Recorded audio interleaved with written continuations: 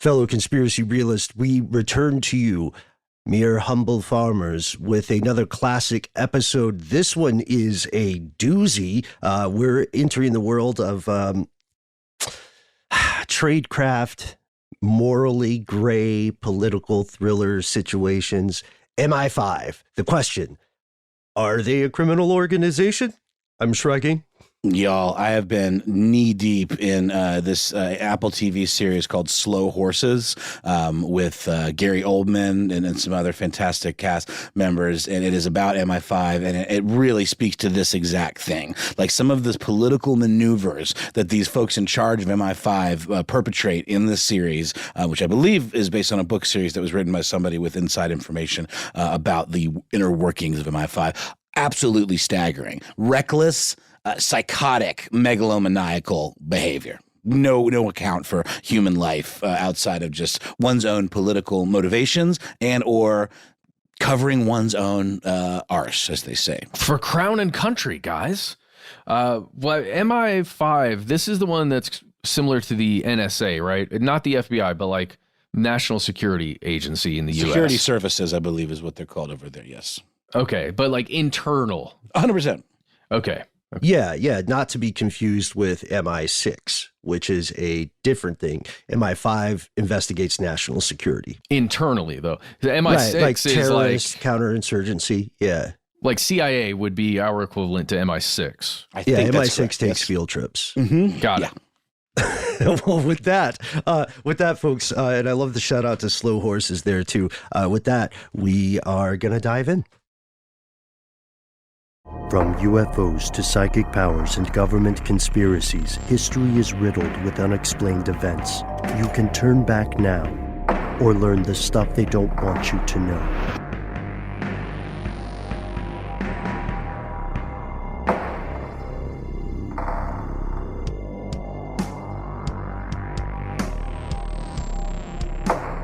Welcome back to the show. My name is Matt. My name is Noel. They call me Ben. We are joined with our super producer, Paul, Mission Control Deck, and most importantly, you are here, and that makes this stuff they don't want you to know. No, several of us have been to the UK, right? Correct. Right? Have we all been? I have when I was very, very little, but I don't really recall it intimately. Okay.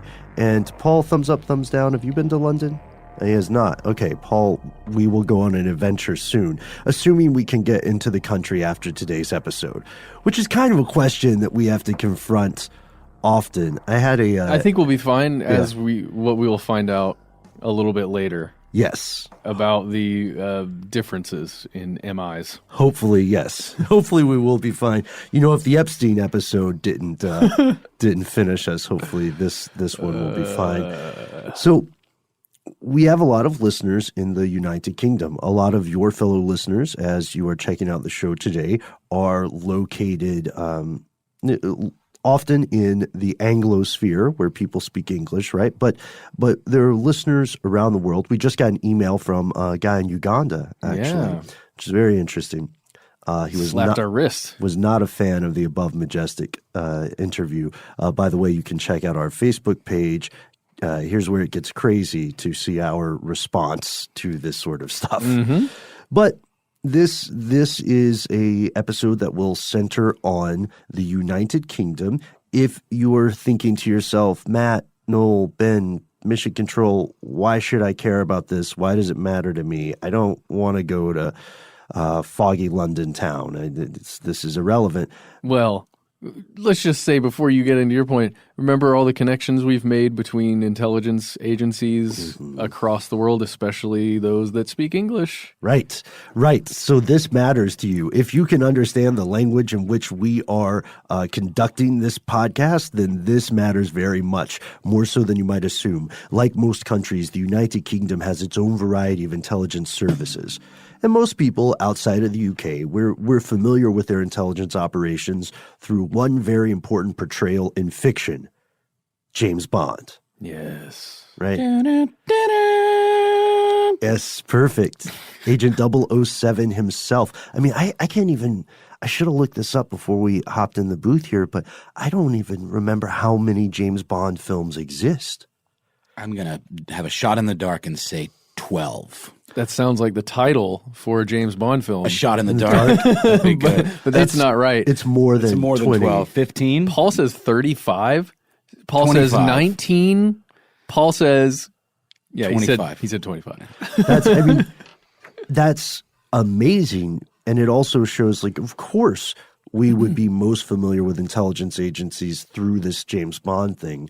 There's also an interesting study you can find if you just Google it, about James Bond's drinking habit. Somebody went through all the books and they counted every time he had a drink. And we're like, well, this guy is clearly wasted the entire time, and he probably has a cirrhotic liver. Have you ever had a Vesper martini? That's James Bond's martini of choice. Yeah, there are a couple great Vesper places here in town now. Really, really good. Yeah. It's like got a lemon twist, and it uses Lillet instead of vermouth, I believe, which is like a kind of dry white wine aperitif kind of thing. It's very citrusy, very refreshing. I have no idea most of the words that you just said. Aperitif?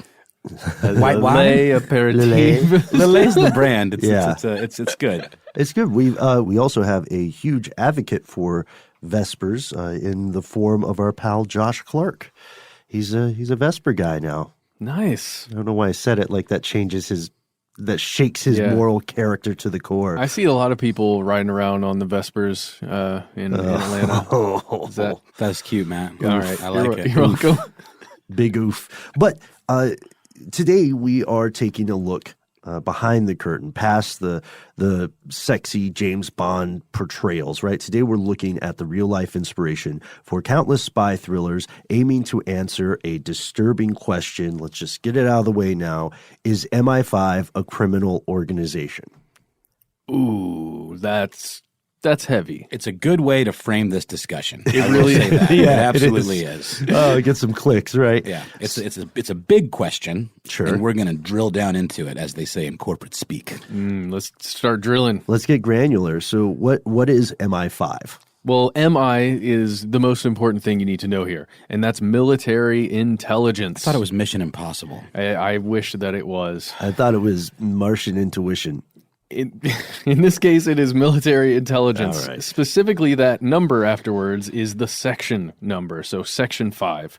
And it's founded in 1909, and it wasn't called this at all times. It started out as just something that was called the Secret Service Bureau. Because what better way to keep a secret than have the word secret in the title?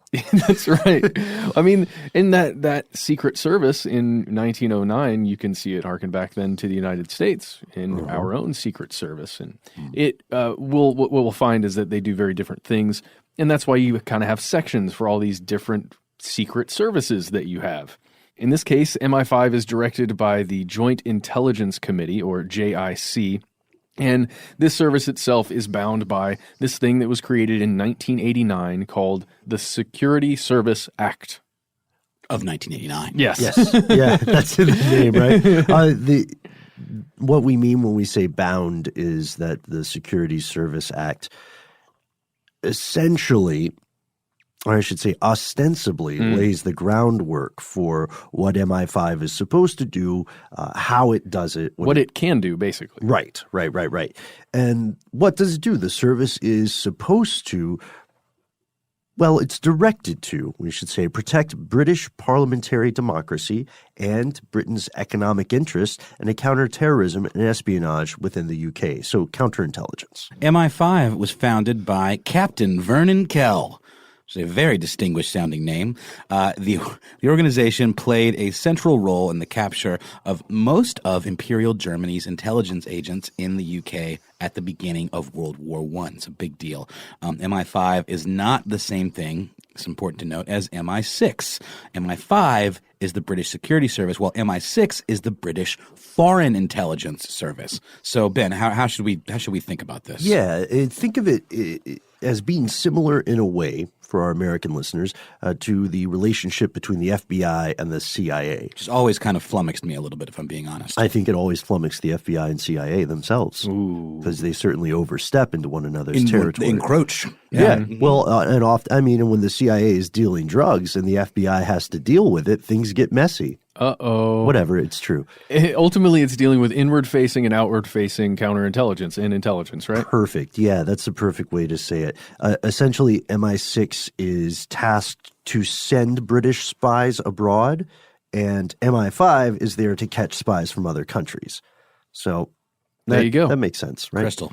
And there are multiple military intelligence services. I really like that you hit on this, Noel, because a lot of people have kind of this Heinz 57 problem when we talk about MI5 and MI6.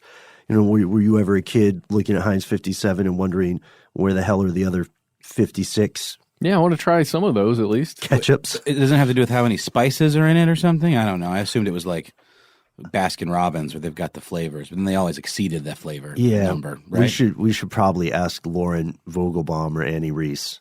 There's a plug for Savor. It's a food side show and lifestyle. But yeah, so it turns out it was an historical advertising slogan about the 57 different varieties of pickles. soup. Oh, pickles. Okay. How do you have 57 different? I guess you can pickle anything, right? Yeah. So in the case of these multiple military intelligence services in the UK, we find that they go all the way up to MI19, and many have come and gone since the creation of the first military intelligence service, MI1, which was created sometime during World War I, and they mainly focused on cryptography, code breaking, counterintelligence stuff, you know what I mean? So they were figuring out what Imperial Germany was up to, and as we mentioned, they were quite successful with some of this stuff. And over time, various sections folded or they merged or they changed their area of focus. And these sections, MI 1 through 19, ran all sorts of different, I don't want to say hustles, but different processes. Their activities included stuff like specialized geographical analysis. You know, we have a desk that just looks at Russia, for instance, or one that just looks at South America. And then they would have things like map making, aerial photography. They would also have things that we would normally find objectionable in Western governments today, such as 3 different active propaganda and censorship bureaus. Yeah. And they were blatant about it. That's what it said on their label. But, you know, a lot of that stuff spawned out of World War II when the propaganda had to be strong on all fronts. Right. And including with that was MI19 that you already mentioned, and that was the bureau specifically, or the, I guess, section specifically designed to interrogate prisoners of war during World War II, which is kind of scary. It's like the black site section. And it's interesting because the organization feels a little bit different in comparison to intelligence agencies in the U.S. Like the CIA handles a ton of this stuff with its own different subsections. You know what I mean? So what does MI5 do? We've looked at just the broad, I don't know, the broad strokes of this, but when we ask what it actually does on the ground, this is one of those $1 million or £1 million questions. Officially, MI5 does what it says on the website, right? Yeah, it catches spies. That's what it does. It intercepts communications. It finds people. It conducts classified counterintelligence. I mean, come on. That's MI5 for you. And what it does is it keeps the bear from the door. Or the wolf. It says that on the website. Whatever scary animal that you'd like to. The coyotes can't get in because of us. Yeah. Mm-hmm. Yeah, I like that Cold War reference, right? Because the UK had to reorganize a lot of their stuff and evolve their sophistication when the KGB came out guns blazing in the Cold War. Right? Oh, this is interesting, though, because to this day, many of these operations, MI5 operations, remain classified. Yeah. It's kind of a big deal. Yeah. Because, I mean, it seems like in our country, some of that stuff kind of eventually over time, when it ceases to be important for security, we get a little glimpse into, you know, some of the past covert operations, right? A little bit. Some of them, yeah. I mean, yeah, you're absolutely correct. One thing that's tough for the British public is that without information about a lot of these operations, many of which were fairly recent in the 1980s and stuff, without that information, it's tough to gauge how successful or unsuccessful this organization is. Because if they're doing everything right, you never hear about them. You know, you That's only it. hear about them when something goes pear-shaped, which I believe is British slang. Or something goes really right and another person leaks information. Right. And that's how we do know of some intelligence failures. For instance, in 1983, one of MI5's officers, a guy named Michael Bettany, was caught trying to sell information to the KGB. And he got caught. He got convicted of espionage. The big question is, what did he successfully sell some stuff beforehand? Yeah. Did he get away with it before he got caught? Ooh. And was he the only guy selling information? I certainly doubt it. Yeah, probably not. And, you know, with these organizations, you have to continually justify the reason that you're getting so much money from the public, I guess, tax dollars and all of that, with any intelligence community or organization. And as the Cold War came to an end, they switched gears again because there were terrorist threats coming from Northern Ireland, states such as Libya, where Colonel Gaddafi was operating, and that was a threat, at least at the time, a perceived threat. These were some of the major threats, at least according to the MI5, for a little while there. And then, you know, like we said, the Cold War is coming to an end. Now we're in the 90s, and there were some major reforms put into place. And the service actually, around this time, gained its first female director general. Yeah, Dame Stella Remington, who held the position from 1992 to 1996. And then the rise of Islamist terrorism at the end of the 90s, culminating in the 9/11 attacks in 2001, led to massive changes in the way MI5 operated. Yeah, absolutely. And look, folks, it's no secret that counterintelligence is a murky, murky business. Operations often edge into morally and legally gray areas. Over the course of its existence, like many other intelligence agencies, MI5 has conducted numerous secret operations, often without any public oversight and often even without governmental oversight. The left hand doesn't know what the right hand is doing. And many people would say that is the way it should be. Sure. Sometimes even people who don't work for MI5, mostly people who work for MI5 probably say that. Yeah. But yeah, I see the point about compartmentalized information, right? There's a need to have that sort of operational security. But critics don't buy this. Critics allege that MI5 is much more than a counterintelligence agency. In fact, they argue while MI5 functions as a spy service, it also effectively functions as a criminal empire. Whoa. Yeah, like Hydra level. Well, what the hell are we talking about? We'll tell you after a word from our sponsor.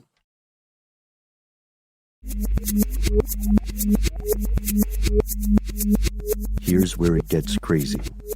While the MI5 might not be a criminal organization, at least to its parent government, let's just call it, what do we call it? The Parliamentary United Kingdom and their government, and, you know, perhaps the Queen and all of her subjects.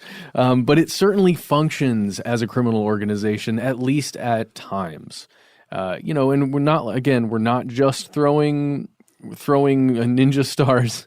Is that okay to say? We're not just throwing ninja stars at Britain. We've seen this occur, as we said earlier, with many other intelligence services within many other countries. But it does function as a criminal organization sometimes.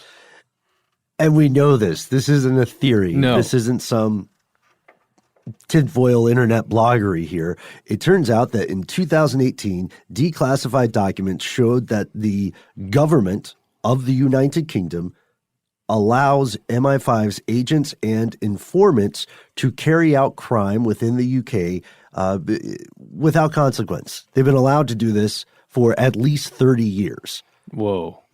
Seriously, it's a license to kill. It's a license to torture, pillage. Did you just say a license to kill? Yes. Oh, wait. Yeah, I did.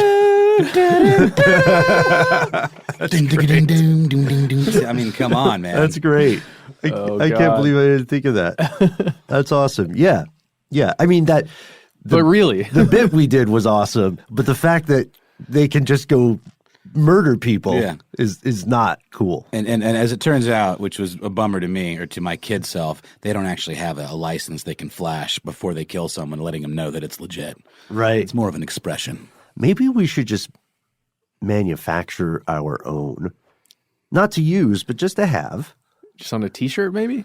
Like, how would you feel if you stole someone's wallet and you were going through the wallet and you found like 3 different fake forms of identification, right? All the same face, 3 different names, 3 different profiles. And then you saw like this mysterious license to kill. What would you do with that wallet? I would put it right back down. I'd wipe my prints from it. There he goes. Place it right back down on the ground. Clever, clever. All right. Well, I know what you guys are getting for the holidays. Yeah. You'd also have to check local security cameras and any CCTV that's around to make sure to destroy those tapes. Mm-hmm. All right. Okay. And you probably want to drop your phone too, because that GPS record would be there. Oh, God. You know what? We might be taking this thought experiment a little too far right now. If you do have a license to kill and you can tell us about it without killing us, we would love to hear your experiences. We will do our best to keep you anonymous. Just putting it out there. Well, I guess you're right, Noel. It's, as we'll see, they kind of did have not a badge they could wave around, but they did have documented proof that the government at all levels that were aware of it approved of this. It was called a secret and concealed policy. This would allow the security service to authorize participation in murder, torture, sexual assault, or other grave criminality if just a few folks believed it was in the service of the greater good, in the public interest. That is so creepy and disgusting, and I wonder how many other intelligence organizations have an active policy like that, a secret and concealed policy. Okay, so this was basically a criminal authorization, literally that. You can do crime, and it's okay. But it's like a for the greater good clause, right? Right. I mean, that's the implication here. Yeah, but... Yes, but this is something that has been around for 30 years, and it was only first acknowledged in a British court when an alliance of human rights groups argued that it was unlawful to have this kind of policy. Like, maybe not. Let's not do this. Mm-hmm. And it was completely secret. Like, they were practicing omerta until 2012. Prime Minister David Cameron wrote to Sir Mark Waller, the Intelligence Service Commissioner at the time, asking him to keep the policy under review, which is, we've got a quote. It's very British in the way it's written, but we'll give it a shot. I'm going to do a British accent. Let's see.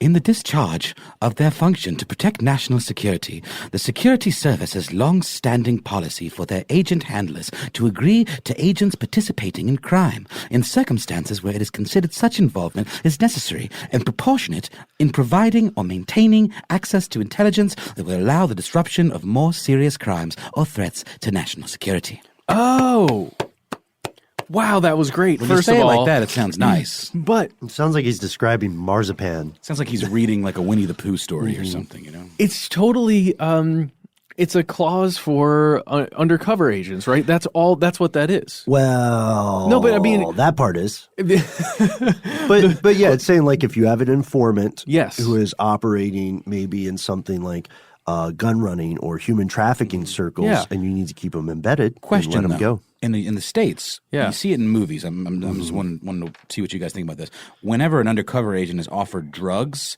they go to whatever lengths they can to not actually do the drugs. If they're like, like prove you're not a cop, do the drugs or whatever. Yeah. So it's like, oops, I dropped the drugs. Isn't that a thing? No, I'm wondering. Like, do you think we have it does seem like it's frowned upon for undercover cops to like get deep and start like doing drugs. It seems like there's a border, there's a boundary that we would prefer not to cross. They probably want to avoid it, but it comes into that idea of the greater good, right? Accomplishing the sting or the operation. So I am sure there are people who have maybe in the DEA or something been forced to do cocaine or something like that. But I don't know if there's a strict bright line policy wise. I don't think there can be. Yeah. I think because all of it's circumstantial, right? Especially when you're dealing with this. If this is full-on national security for the past 30 years, I can't even imagine some of the terrible things that some of these agents have had to do like you're saying, in the human trafficking fields, in drug fields, in murder, in order to then get a bigger fish essentially down the line. And you also have to wonder, okay, let's put ourselves in that hypothetical position. Let's say Paul Mission Control Decant is a big-time, like Narcos level Colombian drug cartel leader, right? I can see it. Okay. And we're up-and-comers who are going to be lieutenants. And he's like, do this cocaine in front of me. It's cocaine. And we would look very suspicious if we just fumbled. Just dropped it. Because I don't know a ton about that drug, but I do know about the general trends of addiction, and people who are into that kind of stuff don't just drop it. Yeah. In that case, I think the fumble move would be to accidentally drop it on one of the guys that you know is not an undercover agent, so that it's, we didn't waste it. It just is all over that guy now. I don't know, man. I think you have to do it if you're at that point. I mean, it's like that. It can't be like that scene in that Woody Allen movie where he sneezes the cocaine off the dish or whatever, and it's just basically like a party foul. It's more like you're going to get shot in the face foul. You know? Yeah, but then if you're talking about the bigger operations where you're actually out in the field doing things other than drugs, the actual criminal acts, that's where it gets a little, I don't know, it gets murky for me. Right. Like if you are embedded as an enforcer and you're sent to beat the crap out of someone, you know what I mean? And I'm sure there have been in the past undercover agents who have to performatively beat the snot out of one another just to make sure they look like they're legit. So yes, the informant stuff, that's part of it, and that doesn't seem that far out. But when Cameron is writing this letter to Sir Mark Waller, he essentially says, look, we're not going to ask you to tell us whether, we don't want you to feel as if you have to report it to anybody, if you get what I'm saying. Anyone. And you don't have to worry about whether or not it's legal at all. That's just crazy, man. Is that one of those things where it sort of exists in like an extra legal gray area? Yes. Right? Yeah. And most people in the government had no idea what was happening. You know what I mean? I think most people in Parliament at that time would have said, we should not give people these licenses for wanton destruction. Cameron, to be fair, I am going to try to be fair here, said he had considered making the letter public in the interest of transparency, but decided against it because he thought it might be damaging to the national interest, also known as his political career. Wow. That's what I think. I think he was saying damaging to the national interest, but he meant damaging to his political career. Yeah. Kind of a typo, maybe a little flippant speech. I can see that, Ben. I mean, I can see where you become prime minister, you get whiff of something like this, and as a citizen, it gives you pause just knowing that it's happening, right? No matter what your beliefs are in while you're holding that office. And it does seem like he kind of rode the fence there a little bit of, should I, shouldn't I tell anybody about this? This is really effed up. But in the let's keep national security and public interest in order, and let's just balance it out and say, let's just keep it quiet. Like, wasn't it the whole idea that he basically just, he told this guy not to comment on the legality? That was the whole idea? Yeah. So the policy is under review, doing air quotes here. I hope you can hear them. The policy's under review. However, what that essentially means is provide cover for us, and don't okay, look, sometimes you gotta break a few innocent eggs if you really want to cook a terrorism omelet. You know what I mean? Jeez. So that's exactly what happens. So don't comment on the legality. Don't refer it to any prosecuting body. Don't refer it to law enforcement. Let's keep this between us. Let's have a greater good. So the argument was essentially that for most of modern British history, they had been following one of two paths as just a nation. There was the rule of law, and then there were criminal acts, right? But they called this strategy the third direction. Great boy band. Right. Do you guys remember Glee? Do you remember their band, One Direction? Wait, what was it? One Direction was a real band. Yeah. What am I thinking of? Well, there was that U plus me equals us thing. Yeah. With the fake boy band. New Direction.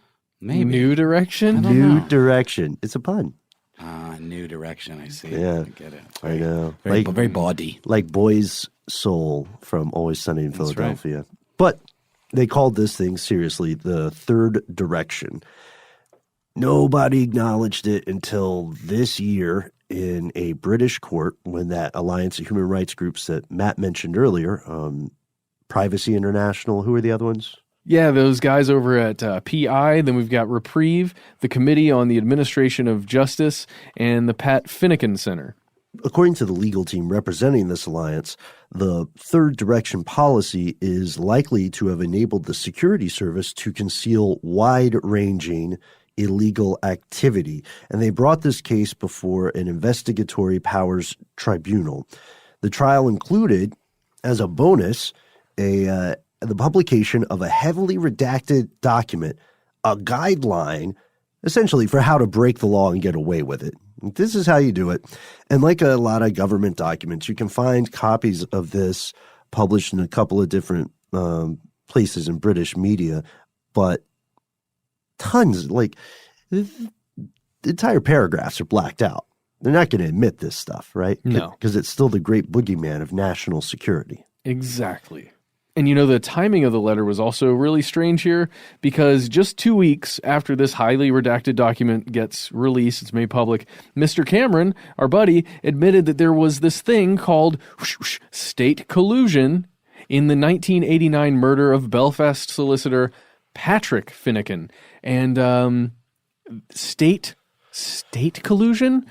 What does that mean? That means essentially the Cameron is arguing some faction of the intelligence apparatus or the state apparatus of the United Kingdom may have aided in this guy's death, or may have at the very least been criminally negligent in protecting him, right? There you That's go. the most fair way to say it. They get into some very, very, very dirty things when they were attempting to retain Northern Ireland, Oh, yeah. And we'll tell you more about the trial after a word from our sponsor.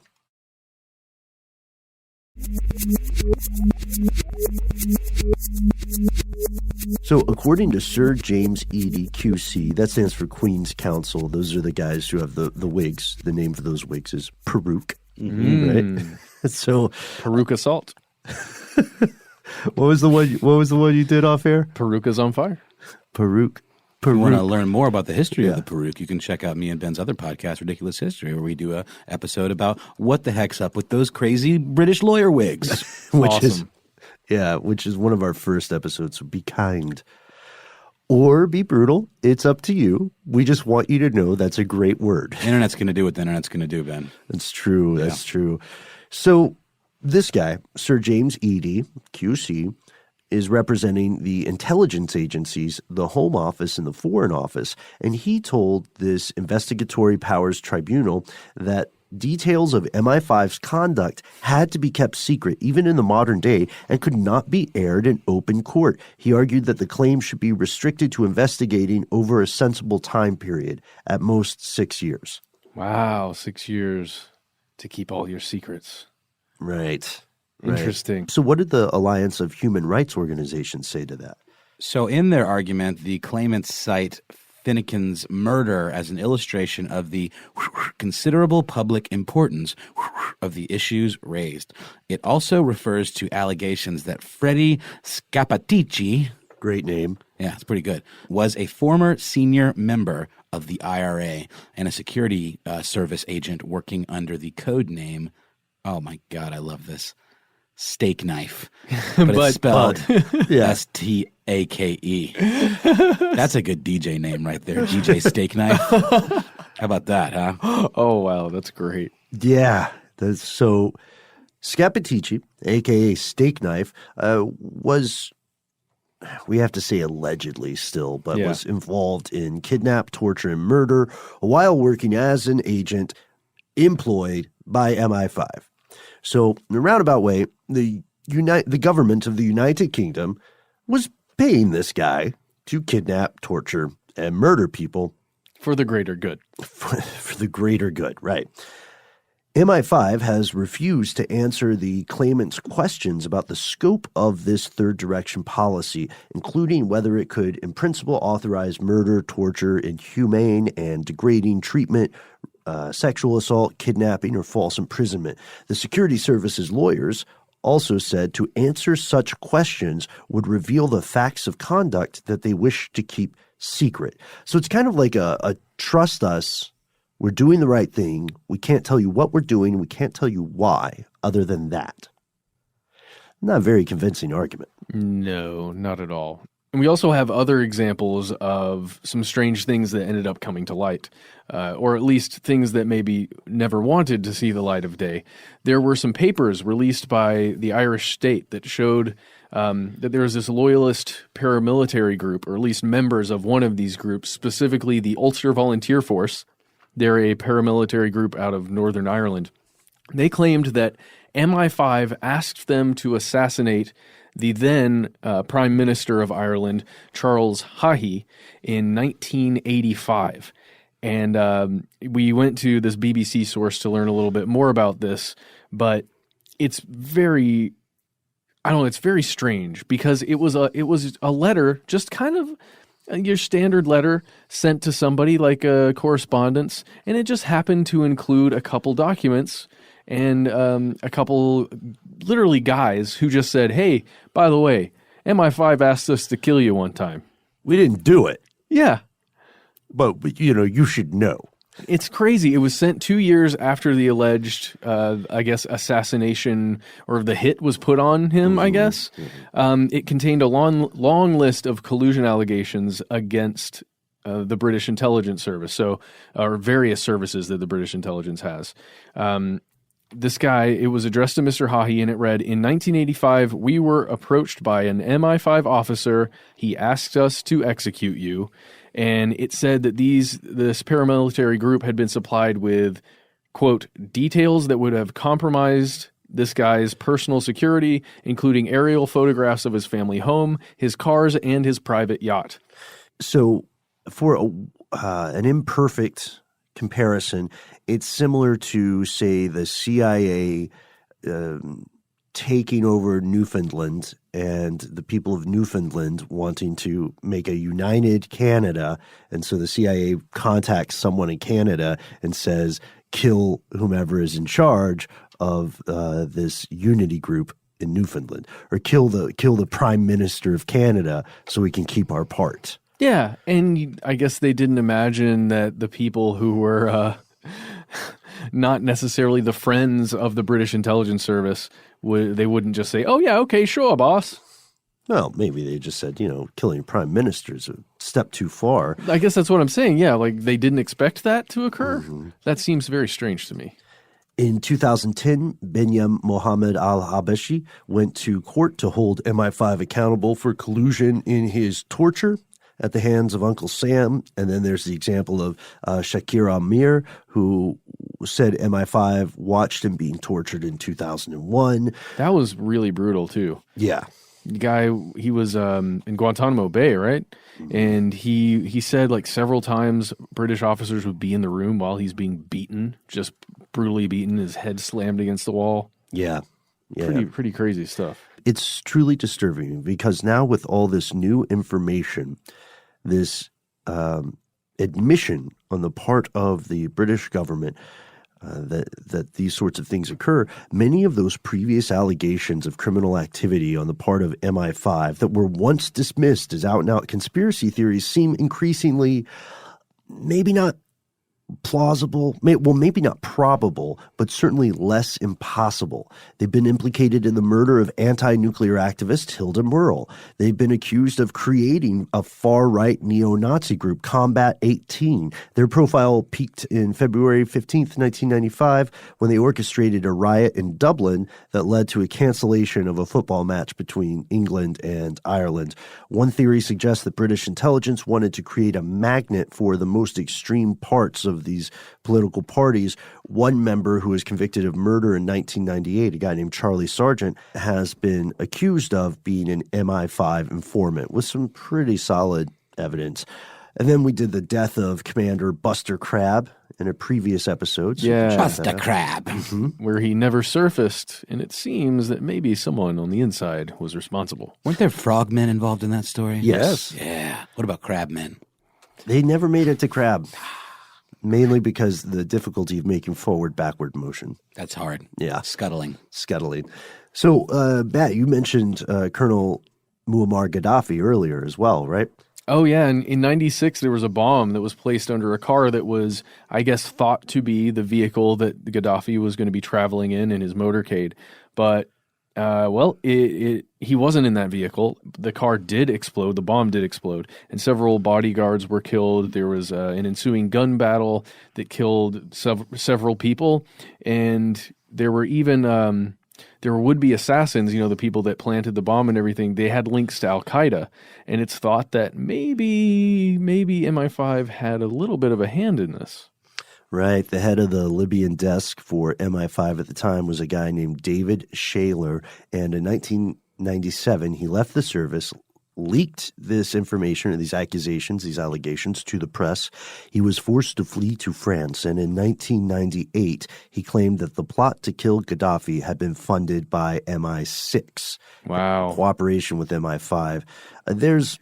taking out a leader like that of a country is no small deal. Well, and there's it's not compelling evidence. There's proof that ultimately, the French government was behind the assassination of Gaddafi to preserve financial hegemony because they wanted, Gaddafi did many, many terrible things, but the thing France was most frightened of him doing was to create a continental African currency, a dinar. Yep. So mess with the money, right? That's what happens. Money in the oil. The new series starring Matt Frederick. There's always money in the banana stand. So what does this all mean? This is pretty strange because it's rare for this kind of information to come out in such a blatant way. Yeah. Break the law for the greater good. Most intelligence agencies, I would say, practice that, right? The problem is the goalpost that defines greater good is always moving. Who's good? Right. Greater for whom? Exactly.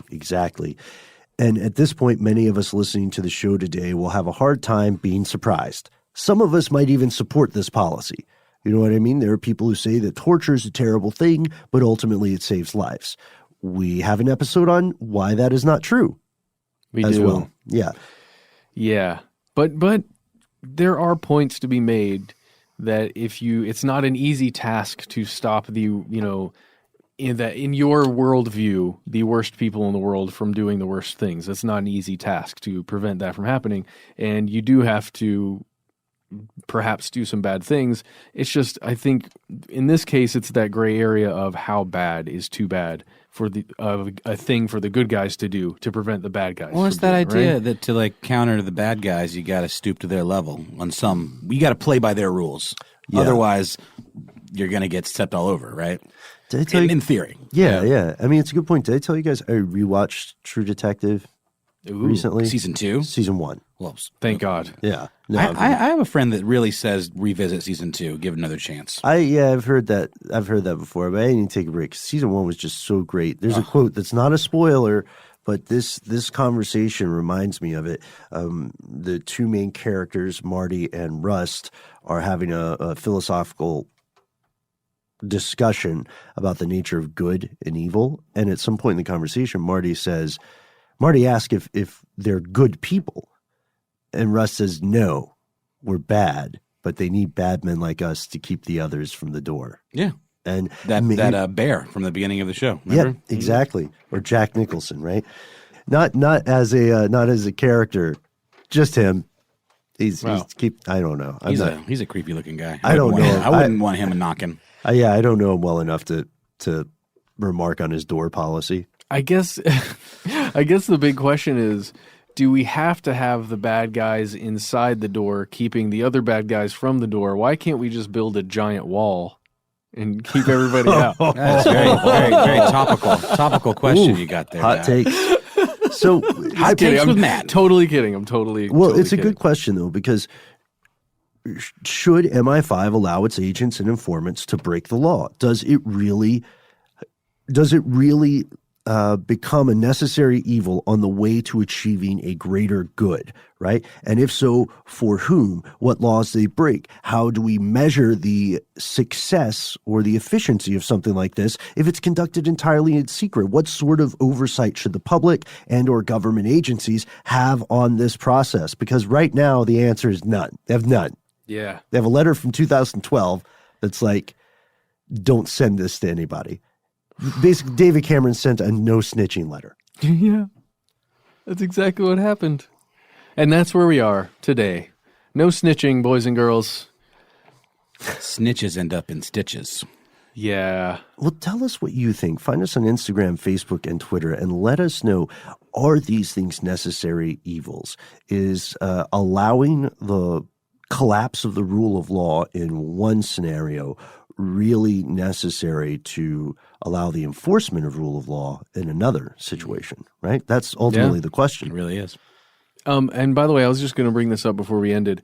At the Tenderfoot holiday party thing that we were at, the three of us, I ran into a gentleman, Paul Decken was there too, but we ran into a gentleman who truly, truly believes, and had a long discussion with me about it, that the British government still controns the United States. I overheard that, and I didn't want to jump in. He truly believed it. Oh, I should have talked to him. I know. Well, I didn't want to go any deeper than we already had in the conversation, because it's one of those that doesn't really go anywhere after you hit a certain wall. It's like, yeah, well, you can't prove anything, but that's an interesting idea. Did you tell him we did an episode on it? I did. Did you tell him that he can contact us via a telephone call? We're just a phone call away? I did. I said call 1-833 STDWYTK. Brought the STD back for this one because it's not about awful things like the last one. And I also want to, just in the interest of full transparency, I'm not at death's door, but I am darn sure on like the sub-basement of sickness right now. So that's why my voice sounds a little bad. If you heard any mucusy noises, sorry folks, that was me. Should be hale and hearty later. Are you down with the sickness, Ben? Oh, I'm always up to something. It's just extra deep. I like it. I know, it's nice and gravelly. Thanks, guys. Paul will surely snip out all the snot sounds. Thanks, Paul.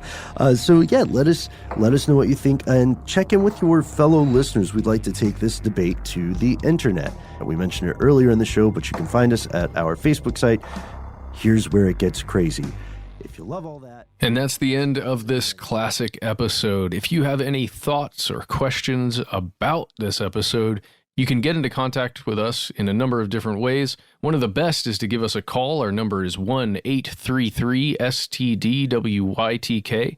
If you don't want to do that, you can send us a good old-fashioned email. We are conspiracy@iHeartRadio.com.